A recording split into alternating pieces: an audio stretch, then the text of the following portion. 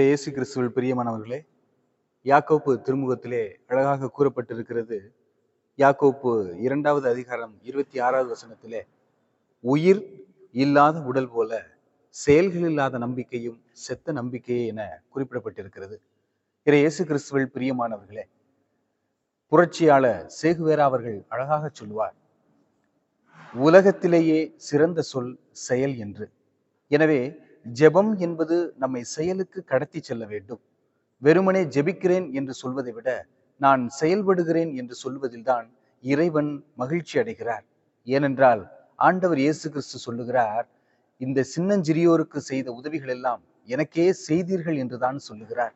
எனவே இறைவனை தொழுதுகிறோம், ஜெபிக்கிறோம், புகழ்கிறோம், போற்றுகிறோம் என்று மட்டும் நாம் நின்று விடாமல் செயல்பாடுகளுக்கு கடத்தி செல்வதுதான் நம்முடைய ஜெபமாக இருக்க வேண்டும். வெறுமனே ஜெபிக்கிறேன் என்பது நமக்கும் இறைவனுக்கும் உகந்தது அல்ல. இறைவன் வெறுக்கிறார்.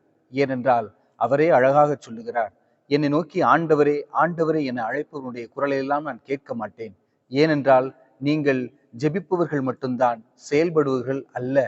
எனவே உங்கள் ஜெபம் என்றைக்கு செயல்பாட்டுக்கு இட்டுச் செல்கிறதோ அதுதான் அவர்கள்தான் எனக்கு உரிய மக்கள் என ஆண்டவர் இயேசு கிறிஸ்து அழகாக சொல்லுகிறார். எனவே நாமும் ஜெபிப்பதோடு மட்டும் நின்று விடாமல் செயல்பாட்டுக்கு கடத்தி செல்வோம். அப்பொழுதுதான் ஜெபத்திற்கு நாம் உயிர் கொடுப்போம் என்பது உண்மையாகும். எனவே ஜெபிப்போம், செயல்படுவோம், இறைவனை நம் சொந்தமாக்கிக் கொள்ளுவோம். ஆமென்.